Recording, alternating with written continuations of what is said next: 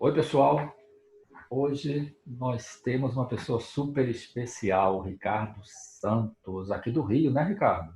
Do Rio de Janeiro. Eu sempre pergunto porque a gente está com tanta gente de tanto local e é bom de situar, né?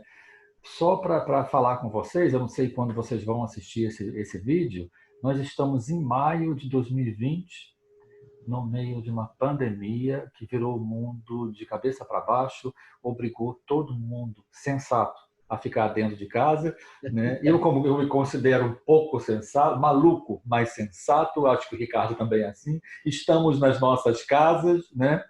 Hum. Bem perto, mas falando por esse instrumento de internet e para discutir com vocês, conversar, trocar ideia de como vai ser o fazer teatral pós-pandemia. Mas, Ricardo, eu quero fazer uma brincadeira com você que eu faço com todo mundo, tá? O nosso ministro da Economia, assim que começou tudo isso, ele criou uma imagem. Eu trabalho muito com imagem, que eu sou artista plástico também, então você vai ver durante o nosso papo, eu faço muitas imagens, né? Ele criou uma imagem, ele falou assim: fomos atingidos por um meteoro. Eu falei, opa, fomos atingidos por um meteoro, né? Partindo desse meteoro que caiu, você prefere chegar no céu ou no inferno? Antes de começar, vamos puxar um fio, só para fazer a segunda pergunta. Eu, eu acho que dá para ir para os dois. Um Dá? pouquinho. Então De um, vai tá. cair para o outro. Enjoou de um, vai para o outro. O meteoro fica batendo e rebatendo, vai para tudo quanto é canto. Tá, enjoei da festa do inferno, aí vou descansar um pouquinho no céu, aí recobra as energias do céu, volta para a balada do inferno, é isso? Vamos pensar na diversidade, né? Então, para Show, cada. show. Então tá, vamos chegar que você, vamos supor que você chegou num desses locais e você vai para uma entrevista de emprego e você vai ter que vender seu peixe, falar quem você é para organizar um grande espetáculo num desses dois lugares. O que você falaria nessa entrevista de emprego? Quem é o Ricardo? Rapaz. Entrevista de emprego, né? Filosoficamente, não. Bom, vou apresentar dizendo meu nome é Ricardo Santos. Eu sou uma pessoa. Eu penso que eu sou, antes de qualquer coisa, um otimista. Por que eu estou falando isso? Porque a minha experiência teatral dos últimos tempos tem sido de uma resistência muito grande, né? O último espetáculo meu, Rinoceronte, eu montei com 18 atores, uma vaquinha que rendeu R$ 1.619. Ou seja, só por isso dá para pensar que eu sou uma pessoa otimista, pouco perturbado, porque é uma pessoa, né, que coloca 18 em cena nessas condições, tem que ser um pouco também, mas absolutamente otimista. Esse espetáculo percorreu temporadas e uma viagem interestadual sem dinheiro e sem cobrança de ingresso. A gente passava o chapéu no final da peça. Toda a mídia que a gente teve, a repercussão, ela veio gratuita, eu não tive assessor de imprensa, é, a estrutura de produção era toda feita, né? Eu estava à frente disso, mas contando com o coletivo, esse coletivo de 18 atores, mas alguns outros, na realidade, ele envolveu mais de 20 artistas, né? Se eu colocar Uhum. entre diretor musical, iluminador, artes gráficas, né? Produção de algum assistente em algum momento. Então, eu acho que tanto para o céu quanto para o inferno, eu tenho um bom currículo no sentido de ser otimista e a partir daí, realizador. E você, eu posso dizer, gente, o Ricardo teve, num momento como esse, que quase não existe mais, não existe mais, vai falar que não existe a crítica teatral no Brasil, eu li críticas excelentes, você conseguiu arrancar, vamos falar assim, sem assessoria de imprensa, sem nada, críticas excelentes a seu trabalho, hein, cara? Rapaz, eu costumo dizer que o Rinoceronte, acho que também vale para o inferno, tanto vale para o céu, Ah, que o Rinoceronte não é uma peça, é um evento. é. Né? Porque já passaram no elenco, a gente tem 18 no elenco, mas já passaram, acredito que uns 26 ou 27 atores pelo Rinoceronte. Que alguns saem, né? Outros eu substituo e vou mexendo, mas eu sempre penso, pelo menos no último trabalho, que é o Rinoceronte, eu penso nele como um evento, um grande evento. E é Aham. isso. Essa ideia do reconhecimento era muito surpreendente para a gente também, inclusive, Claro. né? Principalmente para mim, porque foram espaços também alternativos. A gente nunca conseguiu, através de nenhum edital da Secretaria de Cultura, do Estado, se é que ainda tem algum, né? Mas esses aí de ocupação, a gente nunca passou em nenhum deles, né? Que é aquele edital que te dá o direito de entrar no teatro e gastar, né? Você não ganha para fazer, você paga para fazer. Ah, Então, nem nesses a gente foi contemplado. A gente nunca conseguiu entrar. Isso ainda com indicação a Prêmio Shell, com é, críticas, com repercussão, com casa cheia. E era uma loucura, porque eu lembro de, no centro do Rio, que é um lugar difícil de público, no domingo eu fazer sessão dupla, é porque a coisa funcionou de alguma forma. Foi funcionou bem. bastante, que é uma Eu acho que não adianta. entidade. Existe uma entidade no teatro que é o boca a boca, né, Ricardo? Sim. É um Eu acho que Deus. eu costumava dizer, né, para o elenco, para a equipe, que eu acreditava que isso é muito incomum, né? Ainda mais nos dias de hoje, você ter 18 atores em cena é uma loucura. E parece que o céu fez assim, né? E aí juntou aquilo e aquilo foi no fluxo e foi acontecendo. E cada coisa legal que vinha, a gente comemorava e celebrava, né? Mas ao mesmo tempo a gente sabia da dificuldade que era, porque ter 18 atores, a maioria deles, né? Assim, isso foi uma coisa que eu fiz questão inicialmente também, de ser atores que tinham dificuldade de furar o cerco do teatro da Zona Sul Carioca. Então, tinha atores de Del Castilho, Irajá, Campo Grande, da Baixada, da Zona Oeste, jovens, né? A maioria deles bem jovens, às vezes o primeiro trabalho.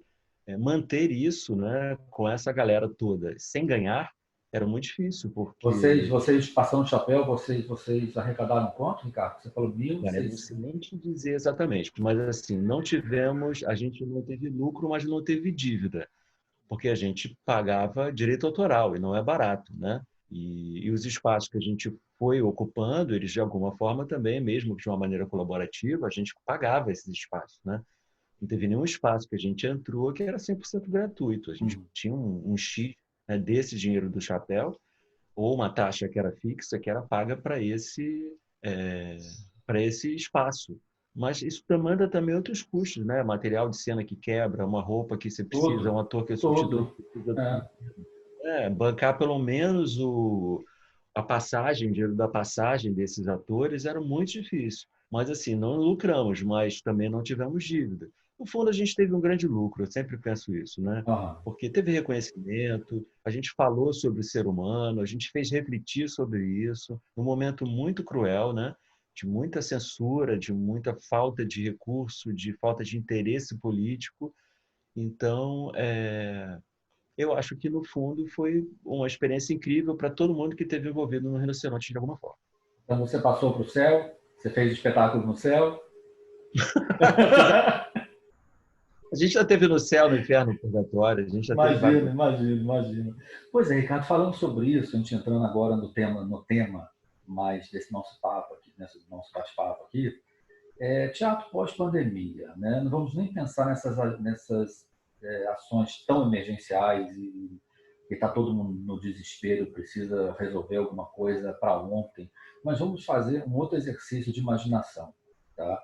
Você entrou numa máquina do tempo e foi para o futuro daqui a 5 anos e voltou. O que você me conta de como está o teatro no futuro? Olha, a primeira coisa que eu tenho a dizer a respeito disso é que o teatro não morreu daqui a 5 anos. A literatura morreu. Não, o teatro morreu como a literatura morreu? Não, eu acho que não morreu. Eu acho que a Não, é uma gente. brincadeira, pelo amor de Deus, é uma brincadeira. Eu não acho que a literatura tenha morrido, não, mas todo mundo falava que morreu, Pois é, mas o teatro é a mesma né? coisa. O teatro, desde que nasceu, está morrendo, então não vai É, morrer. Né? é. Desde que eu me entendo por gente, o teatro está morrendo, né? Uhum. E não vai morrer. Não tem como morrer, não tem condição de morrer. O que eu penso a respeito disso agora ainda é tudo muito precoce, né? A gente não tem muito uma ideia. Eu ouço coisas, li algumas coisas, mas eu, como bom otimista que eu sou, eu acho que o teatro não vai morrer, não. Não tem nem como. E acho que também todas essas medidas que têm sido pensadas agora, elas ainda estão muito duras, né? Elas ainda estão muito. Eu acho que no final das contas, o que a gente precisa entender agora é que talvez essas medidas aí, né, que vão ser tomadas para pós-pandemia com relação ao teatro, a gente precisa ter cuidado com duas coisas. Uma, nas comissões, que é onde a gente for criar esse protocolo de como vai funcionar, quais são as medidas, etc., etc., é preciso ter alguém da cultura ali, né? Porque senão podem impor medidas que impossibilitem a realização do teatro. E a gente também tem que ter cuidado para que essas medidas não funcionem como uma espécie de censura e de impedimento mesmo que o teatro continue. A gente vive um momento terrível, né, em que a gente é quase que impedido de fazer isso. Né? O artista virou comunista, petista, vagabundo, mamador da esteta da Lei Rouanet. Então, a gente precisa estar atento para que essas medidas de relaxamento, de como é que as coisas vão funcionar, elas não resvalem para uma espécie de censura, de um impedimento. Eu acho isso Para dar talvez mais problema ainda, né? criar mais impedimento do que na realidade exista, né? Para que a gente, já que vive na total dificuldade, a gente passe a ficar quase que impossibilitado de fazer. Eu acho que, assim, eu escutei pouquíssimas coisas, li poucas coisas, mas elas são tão específicas dos locais onde elas vêm que, acho que no caso da gente, a gente não tem nada ainda, né, pensado. A única coisa que eu penso a respeito disso é que não vai morrer. Achar que é só teatro de rua, que é só... Ainda há pouco tempo eu recebi um WhatsApp de um amigo falando sobre porque só vai ter peça de casal, que só vai ter monólogo, de uma matéria que foi do Chechel, que dizia que um teatro em Massachusetts tinha colocado X, Y diretrizes, que aí você teria que ter mais portas de entrada e acesso para não ter aglomeração, tem que ter um distanciamento de 1,5 m para cada espectador e só pode monólogo na plateia. Se a gente for depender disso aqui, a gente fecha todos os teatros, né? Porque assim, a gente não tem teatro, né, que para fazer absolutamente nada, nas condições que eles estão. Imaginar alguma empresa ou que o setor privado ou que o setor público vá construir portas e saídas em teatros e não vai resolver, isso não vai acontecer, né? A gente tem que não pode tirar o pé do chão também, né? Às vezes a gente Você acha que pensa não numa vai maneira acontecer se não uma modificação arquitetural, porque eu acho que não vão, e teatro não se não, eu, constrói mais, é difícil, mas uma não, adaptação. a gente só perde teatro aqui, a gente não É, ganha teatro, né?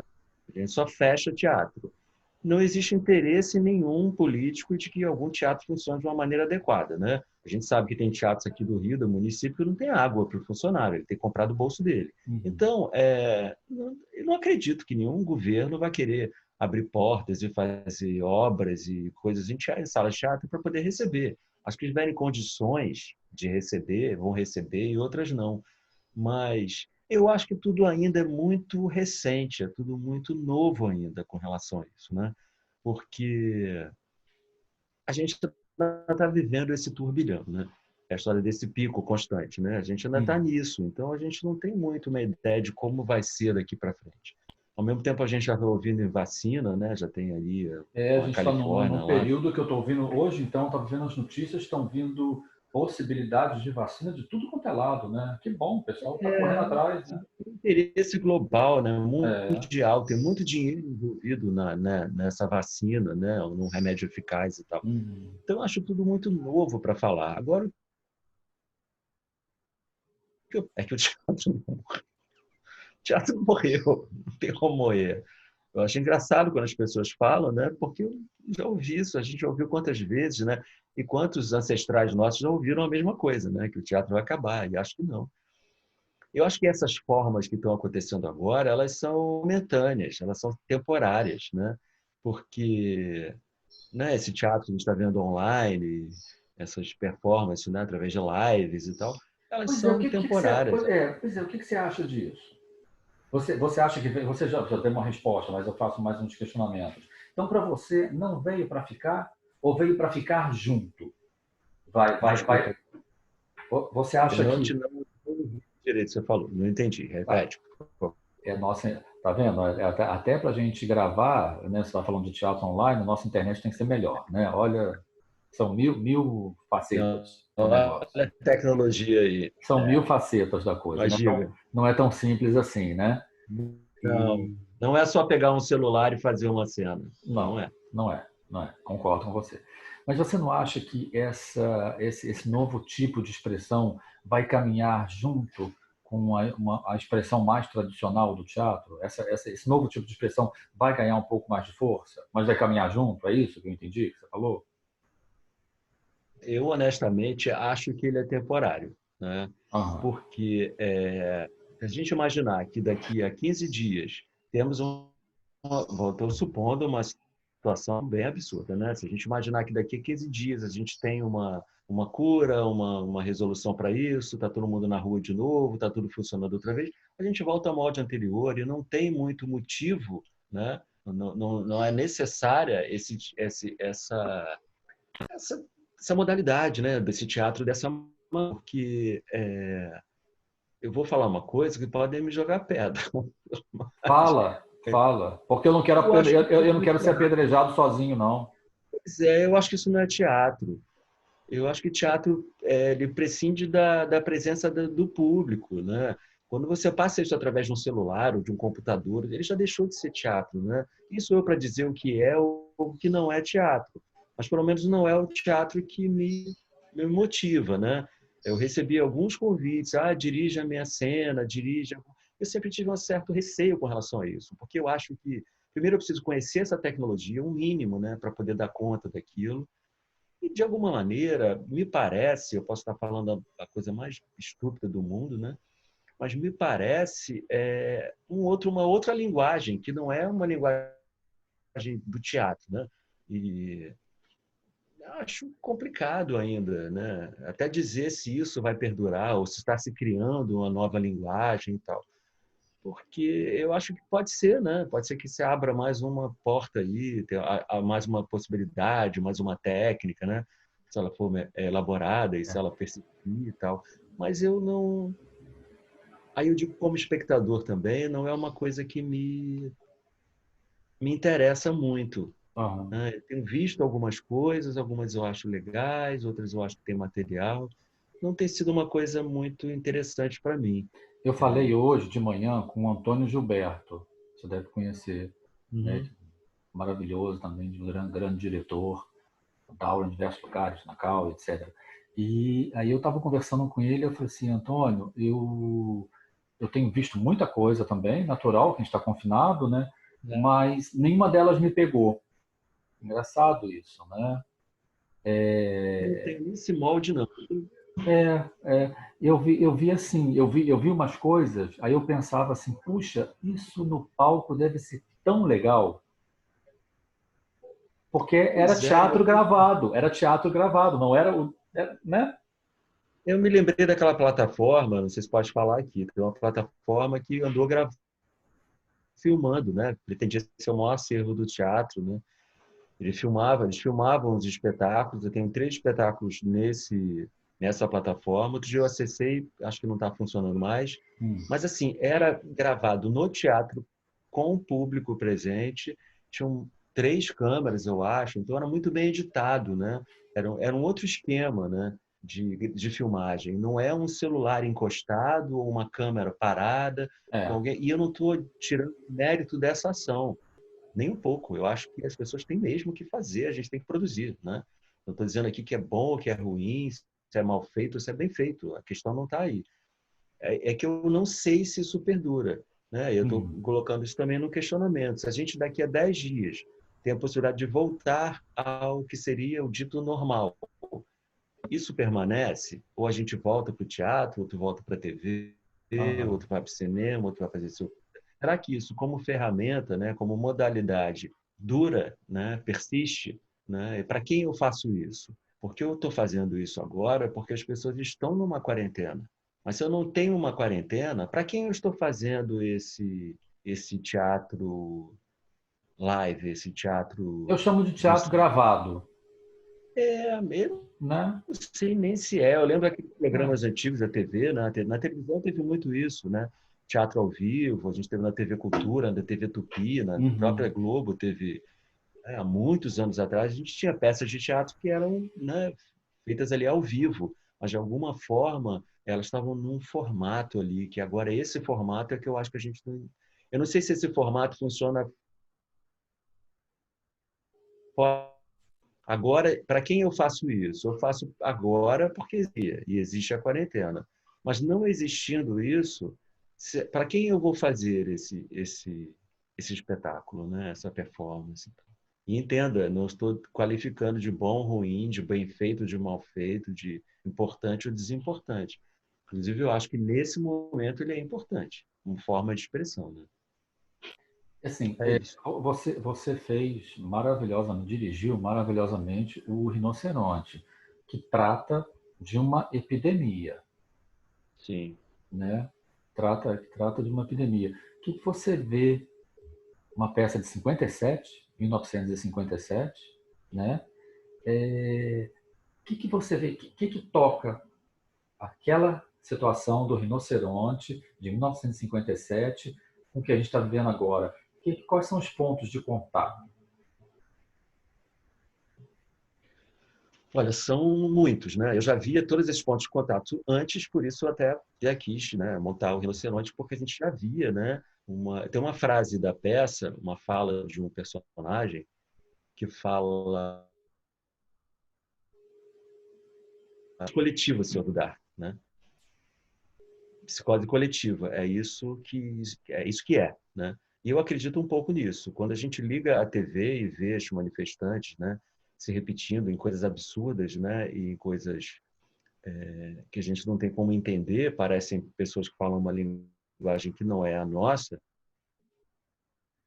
de pesquisa do Ionesco, né, que dizia que a gente tinha perdido a capacidade de se comunicar, a gente passa a ver muitos paralelos. É muito doido isso tudo ter acontecido depois do rinoceronte. E aí eu estou falando de uma experiência pessoal, né? Porque eu vivi 1 ano e meio, 1 ano e 3 meses, né, de rinoceronte, assim, muito no fluxo muito intenso, e na sequência vem uma pandemia, né?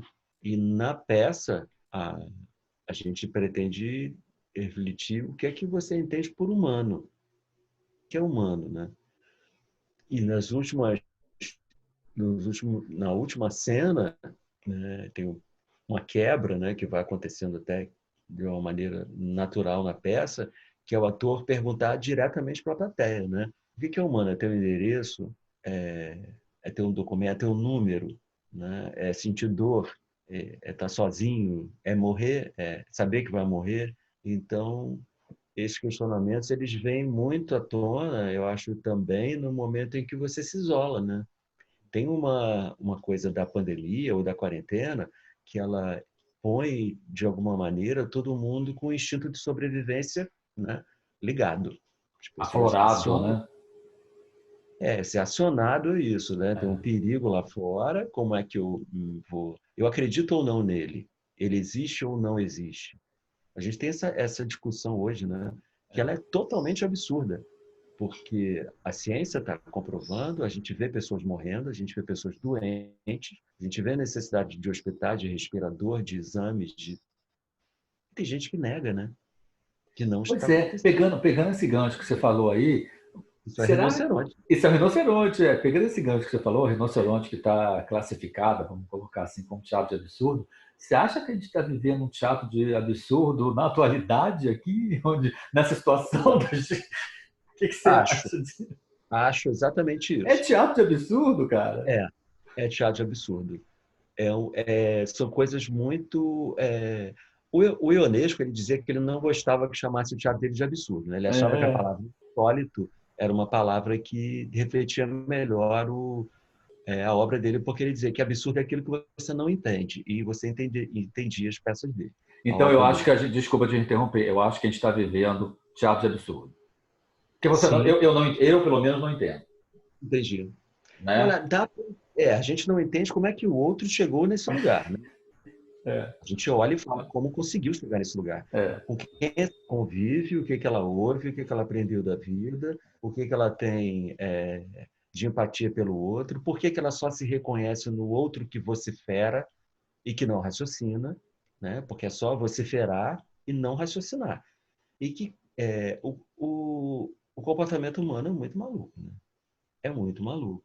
Eu estava conversando esses dias com a doutora Márcia Rachid, que é infectologista, uma infectologista super famosa, porque o meu próximo projeto é sobre HIV, pessoas vivendo com HIV, e de que maneira isso atravessou ou atravessa a vida, né, do humano.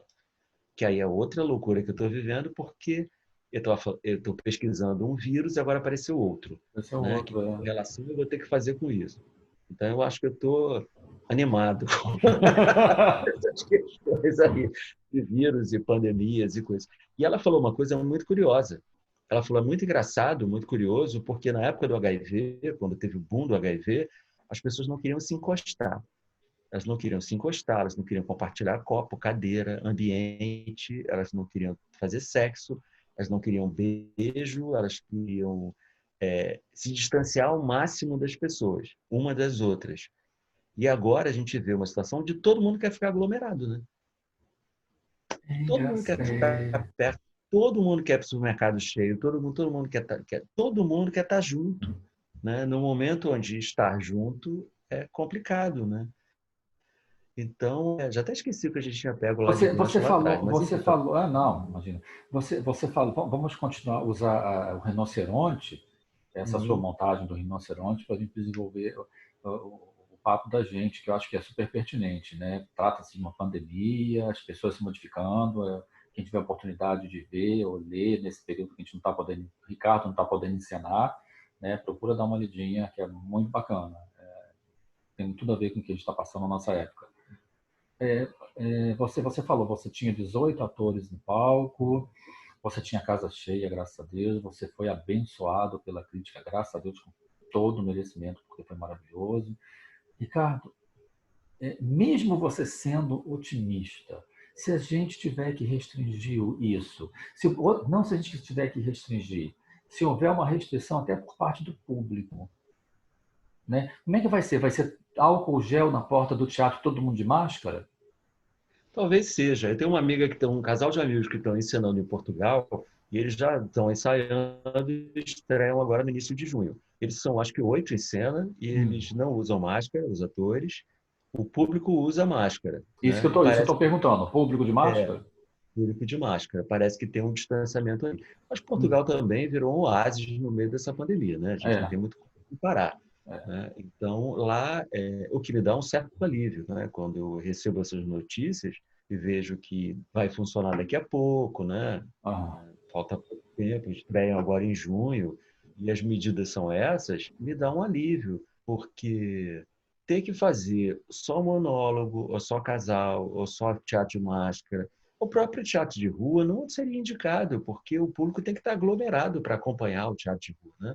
Que distanciamento é esse que você mantém? Que controle é esse também que você mantém na rua? As pessoas não conseguem manter esse distanciamento no supermercado, na farmácia, por que que teriam esse, né? No meio de uma plateia de teatro de rua, que geralmente é muito festivo, né? Eu vou É muito conversar com barulhento. o pessoal de teatro de rua aqui, já já, não agora, mas em outra gravação, em outro episódio. E uma pessoa de Minas Gerais que faz um teatro maravilhoso de rua. E antes, batendo papo com ele, marcando tudo, ele levantou essa possibilidade. Olha, talvez o teatro de rua tenha um boom num determinado momento. Mas, e até ele falou, mesmo assim, há aglomeração na rua. Super. Não tem Né? como. E teatro é uma atividade coletiva, não tem como. Não, Não tem como. Não tem como. né? Não é drive-in que você encosta o carro e fica um carro isolado do outro e você, né? Porque o drive-in está funcionando, estão Las Vegas, sei lá onde, tem uns lugares que estão, o drive-in voltou. Mas eu também acho que isso é temporário. Eu não acredito Você que está seja sabendo, gente, nós estamos gravando em maio de 2020, metade de maio de 2020. Você está sabendo que vai abrir um drive-in aqui no Rio? Saiu outro dia no jornal, meu sobrinho estava Não falando. sabia. Não sabia. É, Não sabia. Mas eu acho assim, por exemplo, o drive-in aqui no Rio, essas coisas que envolvem dinheiro, business, né, produção, elas têm campo para acontecer. O teatro não tem. A gente não tem incentivo aqui para absolutamente nada. Então, tirando esses musicais super patrocinados e Lei Rouanet, etc., o resto 80% do teatro, eu acredito, que viva sem pensar no lucro, né? Vive porque tem que resistir. A gente não ganha dinheiro fazendo teatro. Então não aham. é negócio, que é diferente do cinema. O cinema é um negócio, né? O teatro aqui no Rio, eu sou um produtor miserável, né? Então, assim, a maioria das pessoas não vê lucro nisso, não pensa no teatro como negócio, pensa como manifestação artística. O que Então, você esse tipo, acha não sei se foi na Noruega, algum país nórdico desse, há uns 15, 20 dias atrás, um músico de lá alugou um drive-in, né? Fez um show ao vivo, cobrou ingresso, os carros entraram, lotou, cada um dentro do seu carrinho, ele lá longe no palco, tocando ao vivo mesmo. Eu tinha uma banda por trás, mas bem assim separado e tal, e uma rádio local transmitiu. Então a pessoa chegava no seu carro, ligava o rádio, transmissão ao vivo daquele cara que estava lá. É, essa é uma possibilidade de agora, ou volta a acontecer isso? Alargando um pouco mais essa reflexão, o que será do Rock in Rio? Eu não sei, não sei.